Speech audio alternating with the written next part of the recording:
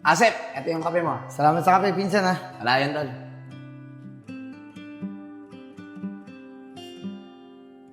Uy, kay Joseph, okay ka lang ba? Okay lang ako, Nico. Bakit? Wala naman. Sige na nga, Nico. Doon ako kayo sa labas. Nakakaya sa mga kaibigan mo eh. Ang dumi ng bahay natin, glilinis muna ako. Mga tol, hindi talaga ako mapakali. Baka mamaya, maubos si Kuya Joseph yung kape. Baka kung ano pa mangyari dun. Kailangan ko balikan doon si Kuya Joseph. Bahala kayo kung ayaw niyo sumama sa akin. Teka lang, Nico. Ano, Kevin? Anong gagawin natin? Bahala na nga. Tara, samahan na si Nico. O sige. Nico, baka may masama na nangyari sa pinsan mo. Tara, puntahan natin. Tara! Tara. Kuya Joseph! Oh, bakit, Nico? Nakakagulat naman kayo. Aatakihin pa ako sa inyo. Isko, gising. Oh, Nico, gising ka na pala. Kakain muna ako, Isko ah. Pupunta na lang ako sa kubo pag nandun na si Kevin.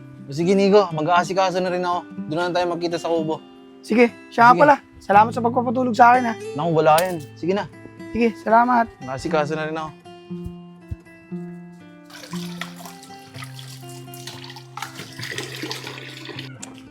Gutom na ako ah.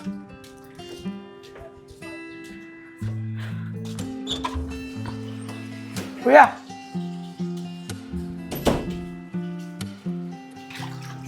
Oh, Nico. Ba't ngayon ka lang umuwi? Saan ba galing? kuya, kila Isko, doon ako nakitulog. Ganun ba? Siya nga pala, pagka gusto mo kumain, sa labas ka na lang kumain. Balik ka na lang sa may karinderya. Di pa kasi ako nakapagluto eh. Kakagising ko lang kasi. Ganun ba kuya? Sige kuya, pengin na lang ako pambili. Wala kasi akong pera dito eh. Ganun ba? Oh, eto, 50. Pwede na ba yan? Oo kuya, pwede na to. Siya nga pala kuya, asa si Kuya Joseph? Nandyan sa kwarto. Tulog pa nga, tanghali na eh. Sige na, kumain ka na kung kakain ka. Ako mamaya na lang. Pagkagising na lang ng Joseph, sasabayan ko na. Sige kuya, silipin ko lang. Sige.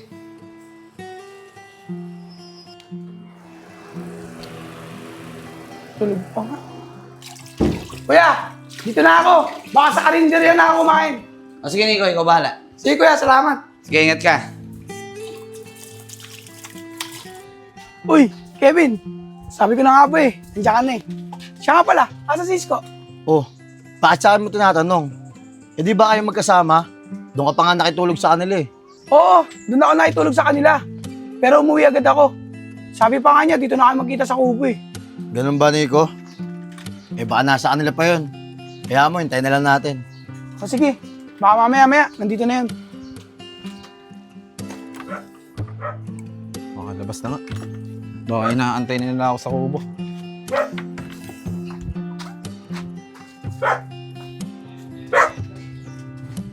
O Nico, na pala si Isko eh. Isko, ang tagal mo naman. Ano, kumain ka na ba? Oo, Nico. Kumain na ako. Eh kayo, kumain na ba kayo? Ako, kumain na ako. Ako hindi pa ako kumakain.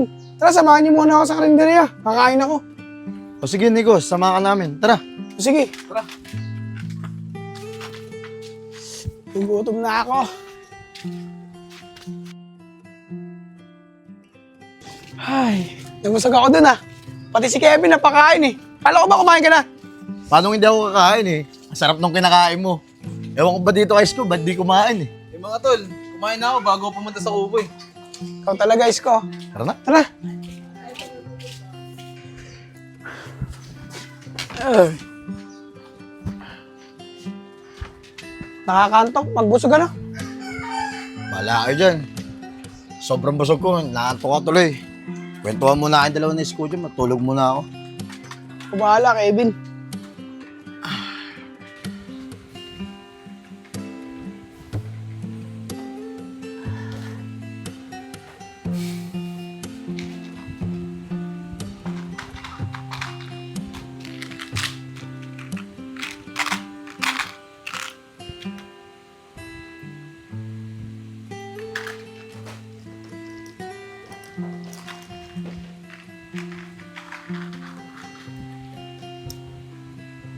Ayos na to. Insan? Insan? Insan? Insan? Insan? San? San, gising na. San? Oh, bakit, pinsan? Gising na, tara. Anong oras na eh. Bakit, pinsan? Anong oras na ba? Minsan, alas 11 na eh. Medyo patanghali na rin. Nagpuwet ka ba kagabi? Oo, pinsan. Napuyat ako kagabi. Parang mo kasing iniisip eh. Saka mo naisipin yan. Tara na, magkape na muna tayo. Tinimpla ko yung kape mo doon. Sunod ka na lang ah. Ito insan oh. Pinagtimpla na kita ng kape. Ito. Ay, insan, may binili nga pala akong biskwit. Ito. Pwede ba sa'yo ito? Oo, pinsan, pwede yan. O yan. Maraming salamat, pinsan, ah. Pasensya ka na insan ah. Mamayang tanghali na lang tayo magtanghalian. Di ba ako nakakaluto eh. Sige, pinsan. Kain ka rin, oh. O sige.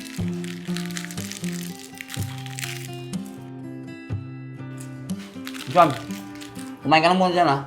Kasi yung lang iluluto ko para sa pantanghalian natin. Sige, pinsan.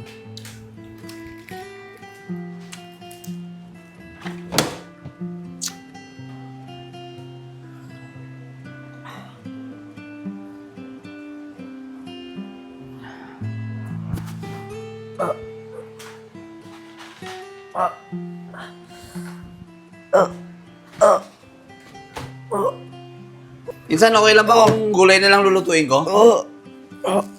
Insan? Oo. Insan? Insan, ano nangyari sa'yo? Sumisip, dibdib ko. Insan, sandali lang dadali kita sa ospital. Insan? Insan, gising! Insan, gising! Tulong! Tulong! Tulungan niyo kami! Tulong! Tulong! Tulong! Nico! Nico, tulungan mo ko! Kuya, bakit ano nangyari? Si Joseph pinatake! Tara, tulungan niyo ako dinala sa ospital! Ano? Tara mga tol, samahan niyo kami! Tara, tara, tara! Tara mga tol! Nico, bilisan mo! Tara, Nico! Sep! Dito na kami dadali ka namin sa ospital! Gising!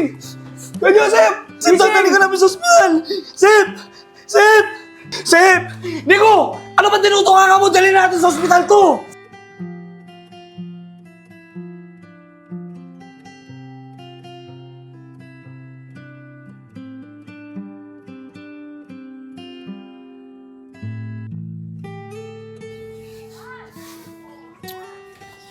Nico, wala na.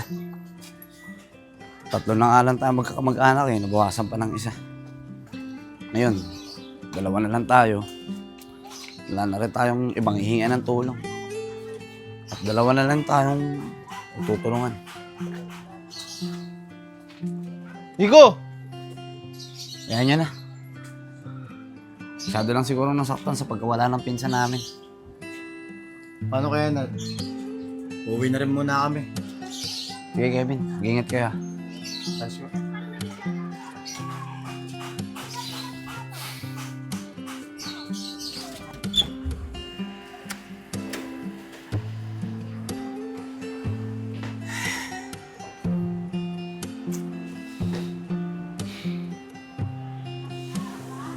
Nico,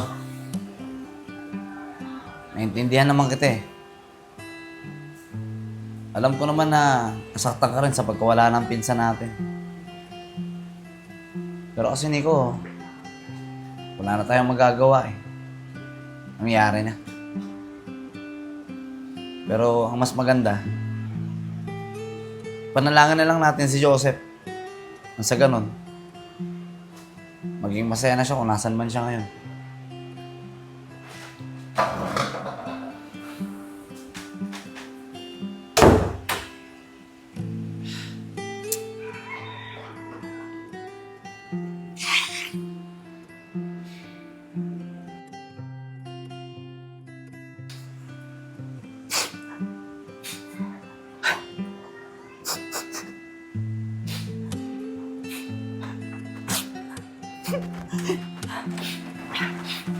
Nico, sa ano nga pala sa susunod na linggo, baka pwede mo akong samahan ha.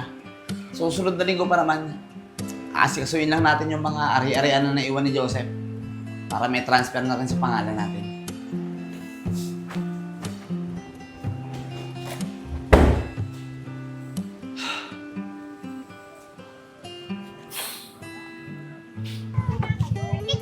Tara, Isko. Punta na si Nico. Baka mamaya, nalulungkot sa pagkamatay ng pinsan niya. Damayan Sige. natin. O sige, Kevin, tara. Oh, tol. Mga tol. Saan pupunta? Pupunta ka sana namin eh. Nag-aalala kami sa'yo eh. Baka nalulungkot ka. Oo, nalulungkot ako. Nakasar din ako. Nakasar ako kay kuya. Dito nga muna tayo. Nakarang tayo dyan sa dan eh.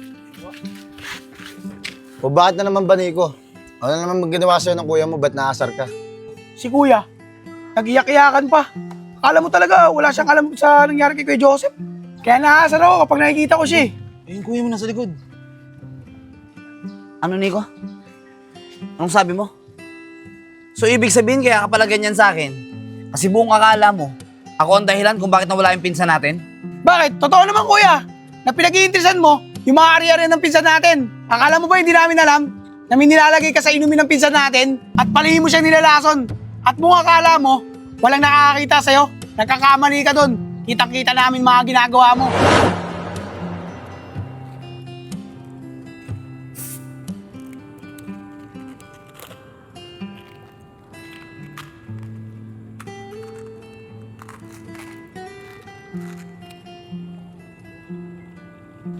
Uy, mga tol, wait lang. Nico, tignan mo yung kuya mo. Para minalagay sa inumin. Oo nga no. Tara mga tol, tingnan natin. Tara. Sa gilid. Dito tayo.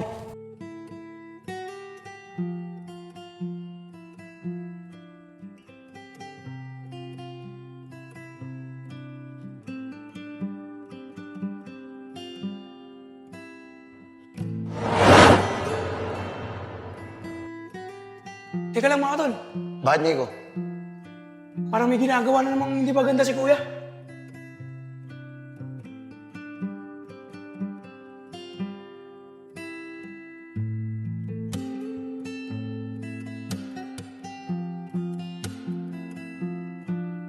Patingin niya ako. Hala. Oo nga, Nico. Nilalagay na naman yung kuya mo sa iinumin ng pinsan mo.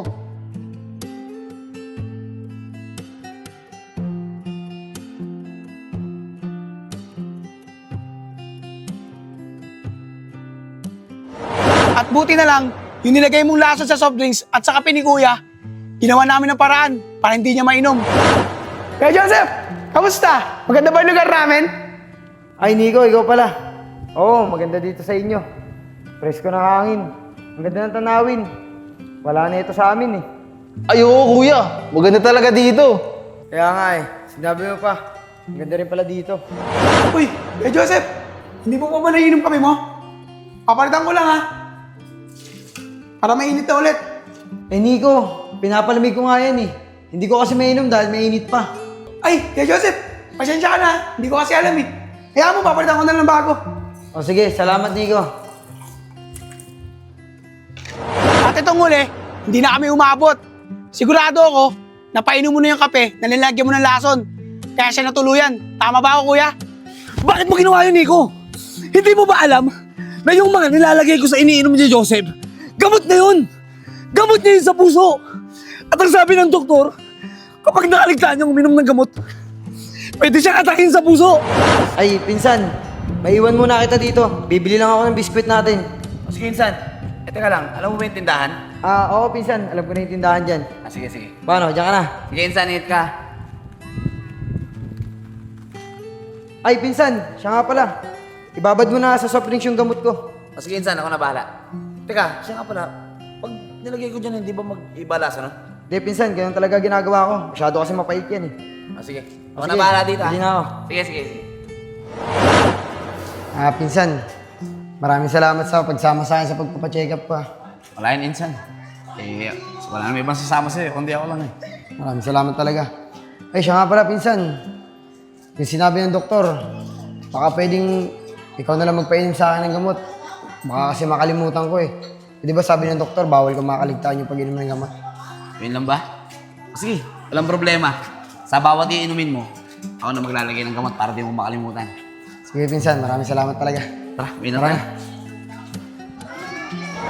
At yun na ang nangyari sa kanya! Hindi mo ba alam? Nakabilin-bilinan sa akin ni Joseph na ako na mismo ang maglagay ng gamot sa inumin niya. Dahil madalas nakakalimutan niya pag-inom nito. Nico, yun din ang dahilan kung bakit siya umuwi ng Maynila. Para magpagaling! Kuya, pasensya ka na. Hindi ko alam. Kuya Joseph, sana mapatawad mo ako. Ako pa yung dahilan kung bakit nawala ka. Sa susunod kasi, matuto ka muna magtanong para hindi ka nagkakamali. Kasi tingnan mo, sa pagkakamali mo, may isang buhay na nawala. At hindi mo na rin may babalik yun.